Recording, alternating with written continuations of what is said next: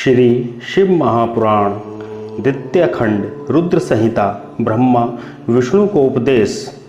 विष्णु जी की स्तुति से भगवान शिव प्रसन्न हो गए। उन्होंने मुझे और विष्णु जी को वेदों का उपदेश दिया। विष्णु जी ने शिव जी से पूछा, हे प्रभु, आप किस प्रकार प्रसन्न होते हैं? शिव जी ने बताया, मैं तुमसे अति प्रसन्न हूँ। तुम किसी बात की चिंता न करो। मेरा लिंग सदैव पूज्य है। इसी पूजा से तुम्हारा भी दुख दूर हुआ है।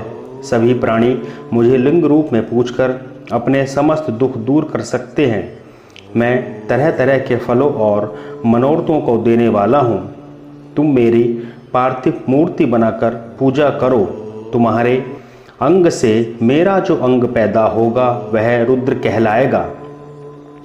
हे ब्रह्मा, तुम सृष्टि के कर्ता बनो। विष्णु सृष्टि के पालक बने। उमा रूपी प्रकृति की शक्ति सरस्वती ब्रह्मा की पत्नी बने तथा यही उमा रूपी प्रकृति लक्ष्मी रूप से विष्णु की पत्नी बने। यही पराशक्ति कभी काली के नाम से मेरे अंश से प्रकट होगी और कार्य सिद्धि के लिए ज्योति से प्रकट होगी। आप दोनों की पत्नियां परम मंगलमयी कहलाएंगी। ब्रह्मा, विष्णु और रुद्र की आयु।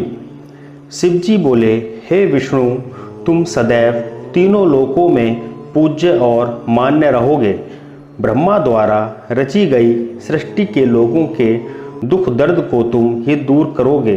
अनेकों अवतार ग्रहण करके तुम जीवों का उद्धार करोगे। हे नारद, इतना कहकर विष्णु को मेरा हाथ पकड़ाकर शिव जी ने कहा कि तुम सदैव इसके दुख में सहायता करना। तुम सबके अध्यक्ष और मुक्ति के दायक हो। हे हरि, यदि तुम पर कोई संकट आ पड़े तो तुम मुझ रुद्र का भजन करना। जो मेरे आश्रय में आ जाता है उसके सभी दुख दूर हो जाते हैं। अब तुम तीनों देवों की आयु सुनो। 30 दिन का एक मास, 12 मास का एक वर्ष, 100 वर्ष का ब्रह्मा का एक दिन। इस प्रकार वर्ष प्रमाण से ब्रह्मा की आयु 100 वर्ष है। विष्णु का एक दिन ब्रह्मा के एक वर्ष के बराबर है। उनकी आयु इसी प्रमाण से 100 वर्ष तक है। विष्णु का एक वर्ष रुद्र के एक दिन के बराबर तथा इसी से तुमसे वे भी 100 वर्ष की आयु वाले हैं। शिव का उत्थान तो आश्रय है। फिर शिवजी अपना वरद हाथ विष्णु के मस्तक पर रखकर अंतर ध्यान हो गए। तभी से इस लोक में लिंग की पूजा का प्रचलन प्रारंभ हुआ। शिव पूजन। ब्रह्मा जी नारद से बोले, तुम्हें लिंग पूजन की संक्षिप्त विधि बताता हूँ, ध्यान पूर्वक सुनो, क्योंकि विस्तार से बताने पर तो यह सैकड़ों वर्षों में भी पूरी नहीं हो सकती।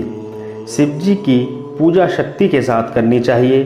प्रातःकाल ब्रह्म मुहूर्त में उठकर गुरु एवं शिव जी का स्मरण करना चाहिए तथा भगवान श्री हरि का ध्यान करना चाहिए। इसके साथ साथ अन्य देवताओं तथा मुनियों का भी ध्यान करना चाहिए। शिव स्तोत्र का पाठ करें। इसके बाद लघु शंका और दीर्घ शंका को जाना चाहिए।